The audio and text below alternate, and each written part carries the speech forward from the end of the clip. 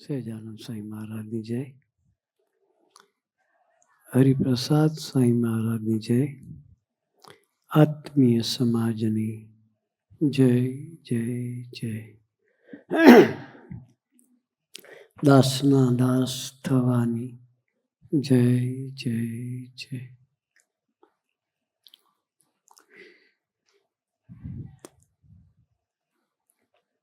ભાંડુપની ધરતી પર દર વર્ષે તમારા દર્શન થાય છે.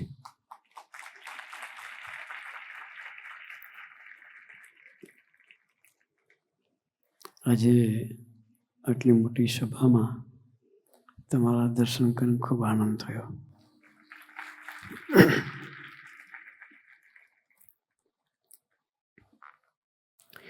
દીકરાઓએ સરસ રાસ કર્યો.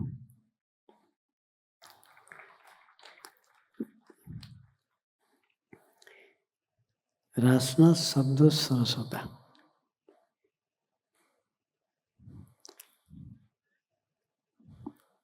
અમે પ્રાર્થના કરીએ, અમારી ફરજ તમને લખવાની છે, પ્રાર્થના કરવાની.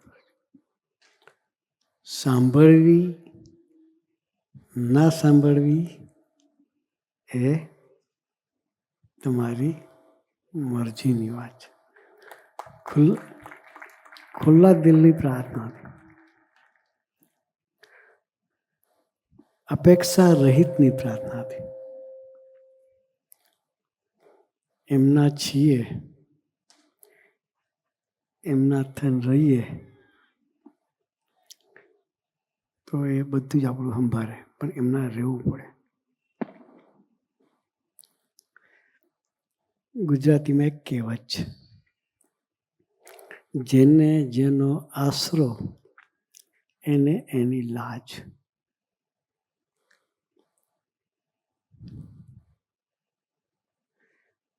રમાણીભાઈએ સરસ વાત કરી. બે પ્રસંગ આપણને કહ્યા. એક વર્લ્ડ ચેમ્પિયન નામ કમાયો, પણ ખરાબ મિત્રોના સંગે કરીને છેલ્લે જેલમાં જવાનું થયું.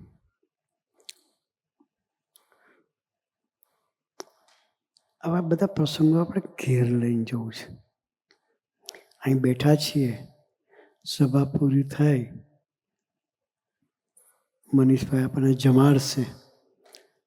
જમાડ્યા પછી ખંખેરી ઊભા થઈને જવાનું નથી, કંઈક લઈને જવું છે. એને ખરાબ મિત્રોનો સંગ મળ્યો તો વર્લ્ડ બેસ્ટ, વર્લ્ડના નામ થઈ ગયું, પણ છતાં એને જેલમાં જવું પડ્યું. બીજી વાત કરી વિવેકાનંદની. એના જીવનમાં શું હતું? તો એ વર્લ્ડના છત્તર પર છવાઈ ગયા. એના જીવનમાં સંત હતા. વિવેકાનંદજીના જીવનમાં સંત હતા. જેના જીવનમાં સંત હોય એનું જીવન ઉજ્જવળ હોય. વિવેકાનંદજી આપણા જેવા યંગસ્ટર હતા. એ પણ માતાજીની ઉપાસના કરતા હતા, ભક્તિ કરતા હતા. જીનિયસ ઓલવેઝ જીનિયસ, સ્વામીજી કહેતા હતા. જીનિયસ હોય જે કંઈ કરે એમાં 100% જીનિયસ હોય. તે સાધના કરતા માતાજીની.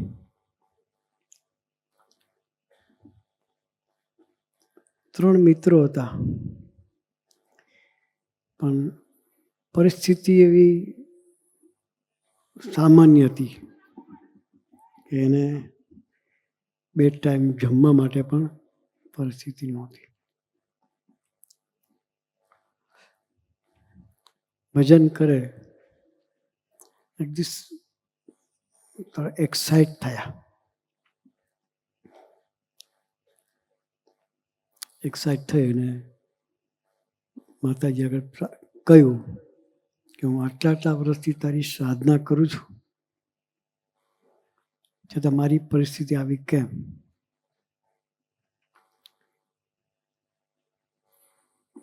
છેલ્લે પ્રણામ કરીને નીકળી ગયા. પછી જીનિયસ તો હતા જ. પછી એને વિચાર કર્યો કે આટલા બધા સાધકો દુનિયા પર છે અને ભગવાનની પાછળ ગાંડા થયા છે, કંઈક હશે તો ખરું. જીનિયસ હંમેશા પોઝિટિવ થિંકિંગ કરે. કેવું કરે? પ્રસંગો દરેકને આવવાના. એટલે એણે વિચાર કર્યો. પછી એને થયું કે કોઈક સંત પાસે જઈએ.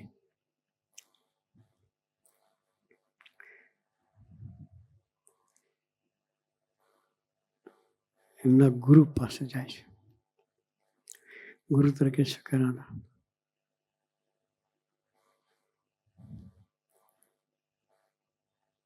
પ્રાર્થના કરે છે, પોતાની પરિસ્થિતિની વાત કરે છે. પછી પૂછે છે કે તમે ભગવાનને જોયા છે? Have you seen God? શું પ્રશ્ન કરે છે? Have you seen God?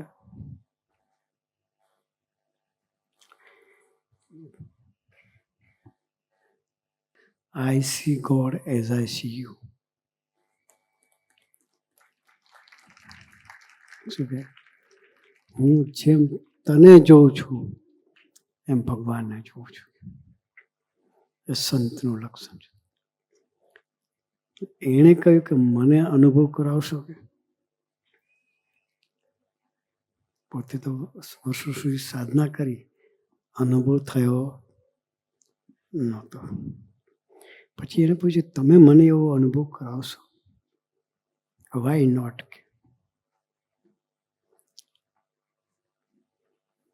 જાય છે સાથે. માતાજી આગળ ઉભા રહે છે. ગુરુજી પ્રાર્થના કરે છે કે પ્રભુ તમે પ્રાર્થના સાંભળો છો એવી પ્રતીતિ કરાવો. ને તો આ વ્યક્તિ જો નાસ્તિક થશે તો દુનિયાને, આખી દુનિયાને નાસ્તિક કરી નાખશે.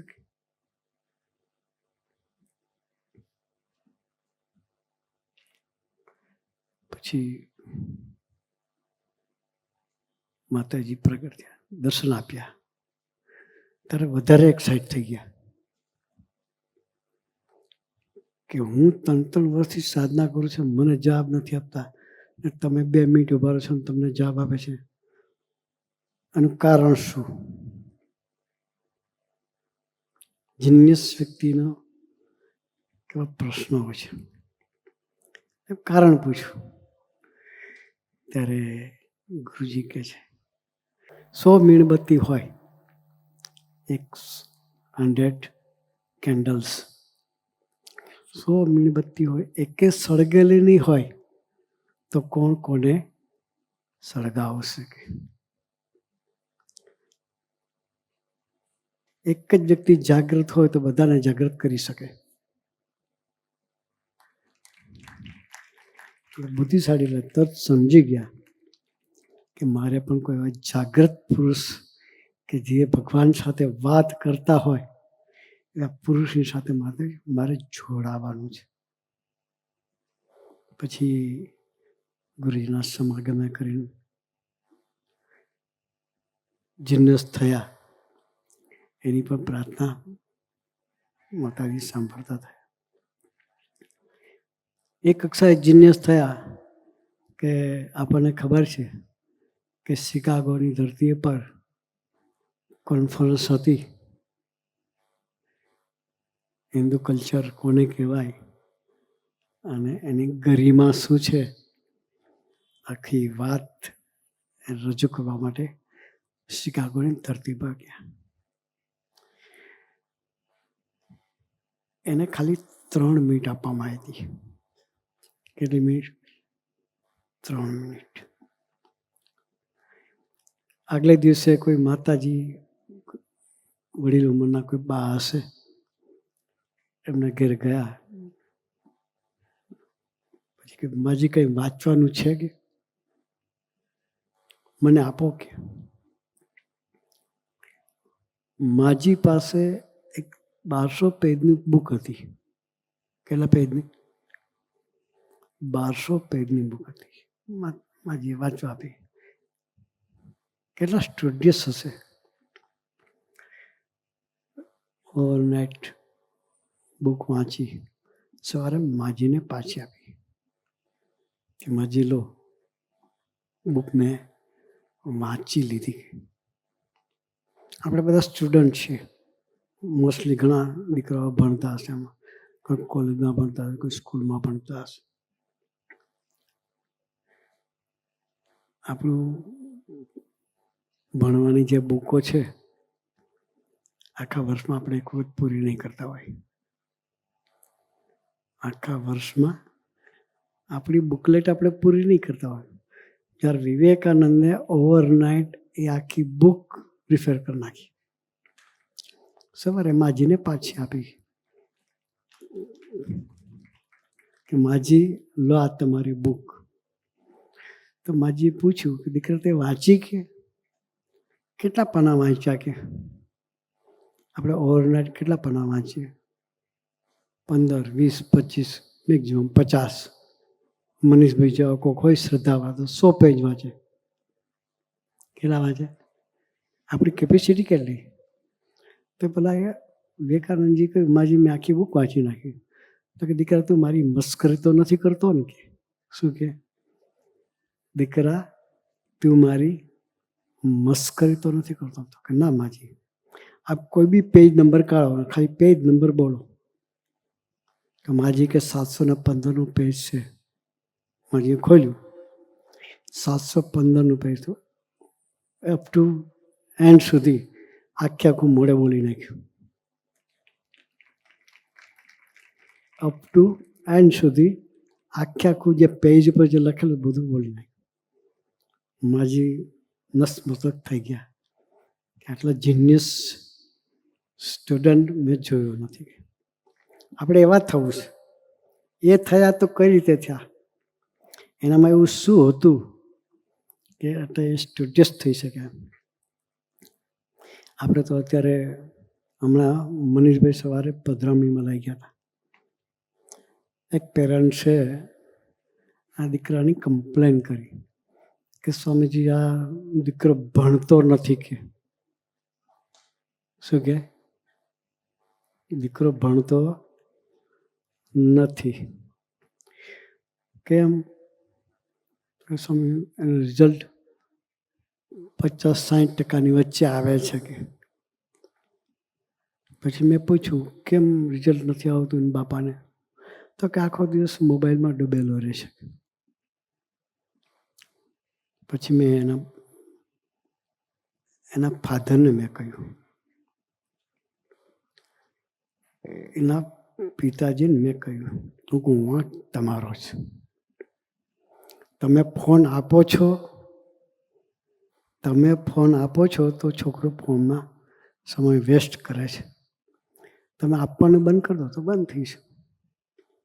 એટલે પેરેન્ટ્સ જ કાળજી રાખતા નહીં, છોકરાઓની પાછળથી ફરિયાદ કરે કે છોકરો વાંચતો નથી. ક્યાંથી વાંચે? એ ડાયવર્ઝન છે. વિવેકાનંદજીના જીવનમાં ડાયવર્ઝન નહોતું. શું વિવેકાનંદજીના જીવનમાં ડાયવર્ઝન નહોતું? તો એ થ્રુ આઉટ સારામાં સારી કામ કરી ગયા અને રિઝલ્ટ મેળવી ગયા છે. અને માજીએ એક બુક પાછી આપી, પૂછ્યું કે 715માં પેજ પર શું છે? તો આખે આખું ઉપરથી નીચે સુધી વાત બોલી નાખ્યું. માજી નતમસ્તક થઈ ગયા. પછી બીજે દિવસે કોન્ફરન્સમાં જવાનું. આટલો જીનિયસ વ્યક્તિ કોન્ફરન્સમાં જવાનું તો એને કંઈ ટાઈમ બગડે? એને પહેલાં સ્ટાર્ટિંગમાં 3 મિનિટ આપવાની, પાછળથી 7 મિનિટ આપી, ડબલ ટાઈમ આપ્યો. માઇક પર એનાઉન્સ થયું કે હવે ઇન્ડિયાથી વિવેકાનંદજી આવ્યા છે અને એ આપણને લાભ આપશે. એ વખતે મોંક નહોતા, મોંક ઓફ ઇન્ડિયા ટાઇટલ એ વખતે એની પાસે નહોતું. એક કોન્ફરન્સ પછી એને ટાઇટલ મળ્યું મોંક ઓફ ઇન્ડિયાનું. એટલે ઊભા થયા. એને પોતાનું પેલું હતું કે ના, હું સરસ વાત કરી શકીશ. ઓવર કોન્ફિડન્સ શું કહેવાય. ઊભા થયા અને બ્લેન્ક થઈ ગયું. હાઉ ટુ સ્ટાર્ટ ખબર જ નહીં પડી. ક્યાંથી શરૂઆત કરવી એ જ ખબર નહીં પડી. 1 મિનિટ ગઈ, 2 મિનિટ જતી રહી, 7 મિનિટ આપેલી, 5 મિનિટ રહી. શું કરે વ્યક્તિ? એક્ઝામમાં ગયા હોય, પ્રશ્ન પેપર હાથમાં આવે, આપણે તો વાંચ્યું ન હોય એટલે ના આવડે. આ તો જીનિયસ હતા. વિવેકાનંદજી આપણા જેવા મોબાઈલમાં રમનારા નહોતા. તો જીનિયસ હતા. એક પેજ યાદ રહી જેવું, પણ છતાં એનું બ્લેન્ક થઈ ગયું અને બોલી શક્યા નહીં. પછી કોણ યાદ આવે? આપણી પાસે વાઘ પડે તો કોણ યાદ આવે? ભગવાન યાદ આવે. હા, હે ભગવાન રક્ષા કરજો. કોઈ દી ભગવાનના મંદિરમાં ગયા ના હોય, પણ છેલ્લે કોને એને ખબર છે, મમ્મીને યાદ કર્યું તો મમ્મી આવશે નહીં, પપ્પાને યાદ કરશે પપ્પા આવવાના નથી, આ એક જ આવે એવા છે. એટલે ભગવાનને યાદ કરી, એને એના ગુરુજી યાદ આવ્યા. હે ગુરુદેવ, શું પ્રાર્થના કરી? હે ગુરુદેવ. રામકૃષ્ણ પરમહંસ એમના ગુરુ. એટલે પ્રાર્થના કરી, હે ગુરુદેવ લાજ રાખજો. કે શું કહ્યું? મને કોઈ ઓળખતું નથી. આમ તો દરેક જગ્યાએ પોતાની ઓળખાણ આપવા માટે પ્રયત્ન કરતા હોય, પણ આવું થાય એટલે શું થાય કે હવે પ્રભુ જે છે તું આધાર છે, તું લાજ રાખજે. પ્રાર્થના થઈ ગઈ, અંતરના ઊંડાણમાંથી પ્રાર્થના થઈ. અને આગ બંધ હતી તો એને માથા પર રામકૃષ્ણ પરમહંસ દેવના હાથના દર્શન થયા. અમેરિકાની શિકાગોની ધરતી પર રામકૃષ્ણ પરમહંસ અહીંયા હતા, વેલુર મઠમાં હતા. પણ એને ત્યાં દર્શન થયા. પછી એને બુદ્ધિમાં પ્રકાશ થયો અને સ્ટાર્ટ કર્યું બ્રધર્સ એન્ડ સિસ્ટર્સ. શું શરૂઆત કરી? My brothers and sisters. બોલતાની સાથે ક્લેમ્પિંગ ચાલુ થયું. એને 7 મિનિટમાં આખી હિન્દુ સંસ્કૃતિની વાત, પછી ટાઈમ એક્સટેન્ડ કર્યો લોકોએ, ટેક મોર, ટેક મોર, ટેક મોર. પણ એને આખી, ત્યાર પછી એ મોંક ઓફ ઇન્ડિયા તરીકે ડિક્લેર થયા. એના જીવનમાં પણ પ્રશ્ન આવ્યો, હું કંઈક છું, હું કંઈક બુદ્ધિશાળી, હું કંઈક સમજું છું. સેજ બી અભિનિવેશ થાય તો ભગવાન કાઢી નાખે. પણ ગુરુજીએ એનો અભિનિવેશ કાઢવા માટે ત્યાં દર્શન દીધા, બ્લેન્ક કરી નાખ્યું. એમ આપણે એને લઈને છીએ. મારામાં બુદ્ધિ, શક્તિ, સમજણ જે કંઈ છે પ્રભુને લઈ, એવું માનીને જીવીએ તો વાત કરી ને, રિયલ પીસ કઈ જગ્યાએ છે? તે ભગવાનના ચરણોમાં છે. આપણી પાસે નથી. હો, પૈસામાં શાંતિ નથી, વિષયમાં શાંતિ નથી. એ શાંતિ ભગવાનના ચરણોમાં છે. ભગવાનના ચરણોમાં બેસી જઈએ કે આવા સંત હોય એની સાથેની મૈત્રી થઈ જાય.